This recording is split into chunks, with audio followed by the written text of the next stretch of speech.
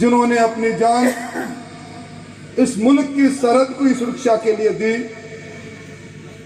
उर्ज अफसाने को राजस्थान के इतिहास के पन्नों में समेटने का काम अगर किसी ने किया तो मैं प्रेम सिंह जी को धन्यवाद देना चाहूंगा, जिन्होंने अपने पुरुषार्थ से अर्जित धन में से धन लगाकर अनेकों शहीदों की गुमनामी के इतिहास को जमाने के सामने लाने का काम किया।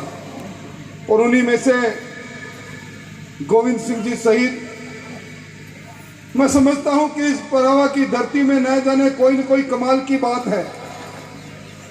इस वीर प्रसूता भूमि ने एक ऐसे नौजवान को जन्म दिया। धन्य हो मां, धन्य हो वो पिता। छोटी सी उम्र, सामने पूरा जीवन खड़ा, और छोटी सी उम्र के अंदर सेना की सेवा से घर आते हैं। 15 दिन की छुट्टी में 5वें दिन तार देकर बुला दिया जाता है, और फिर उस तवांग की घाटी में दुश्मन को ललकारते हुए अपनी जान को निछावर करते हैं। भाइयों, हम सबको मालूम है, प्रेम सिंह जी के प्रवचन के बाद मैं कोई लंबी बात कहने खड़ा नहीं हुआ, पर यह जरूर कहूंगा कि जो धरती पर आया है उसे एक दिन मौत की आगोश में जाना है। पर वो लोग जो अपने जीवन में जीवन को इसलिए जीते हैं जिसमें परमार्थ होता है, जिसमें मुल्क परस्ती होती है, जो देश के लिए जीते हैं, जमाना उन्हें सम्मान के साथ याद करता है। अभी 1962 के भारत चीन युद्ध की बात हो रही थी, तवांग घाटी की बात हो रही थी।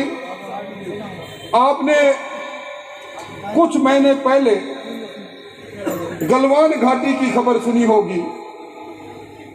वही सरहद थी जहां वीर गोविंद सिंह ने जान दी। उसी सरहद पर वही चीन देश था, और चीन के जब सैनिकों ने हमारी सरहद में आकर घुसना प्रारंभ किया, हिंदुस्तान के सैन्य इतिहासों में कहते हैं कि गोला बारूद से ज्यादा लड़ाई हाथ से, लात से और छोटे हथियार से हुई। हमारे सैनिकों ने एक दो नहीं 26 चीनी सैनिकों को अपने हाथों से मार दिया, पीट पीट कर मार दिया, और अपनी सीमा को सुरक्षित रखा। आप सही कह रहे हैं, हमने किसने देवताओं को देखा। कल रामनवमी के दिवस पर हम सब राम में हो रहे थे, मर्यादा पुरुषोत्तम राम को याद कर रहे थे। उनका प्रकटीकरण का दिन था। भगवान राम को इसलिए याद कर रहे थे कि उन्होंने धर्म की रक्षा के लिए, उन्होंने उस वक्त जो धरती को अपवित्र कर रहे थे, उस राक्षस जाति के विरुद्ध में जन संघर्ष और जन संहार किया। हम भगवान राम को पूजते हैं, तो जिस शहीद ने सरहद पर अपनी जान दी, क्या वो हमारे लिए देवत्व को प्राप्त नहीं कर गए।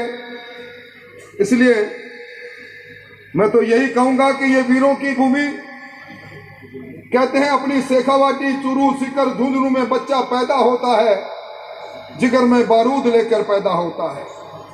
वतन पर मर मिटना यहाँ की परिपाटी रही है, और उसी परिपाटी के अंदर जब कारगिल का युद्ध हो रहा था, हमारे 52 शहीदों ने शहादत दी थी। और आज जब कोई मुल्क में सरहद पर शहीद होता है, हम तिरंगा यात्रा निकाल कर उसका सम्मान करते हैं। पर कई बार पीड़ा भी होती है जब वीरांगनाओं को लेकर कई तरह के सवाल, कई सियासी सवाल खड़े हो जाते हैं। ये राजनीतिक मंचनी में कहना नहीं चाहूंगा कोई बात, पर ये वीरांगनाएं, ये शहीद की शहादत के बाद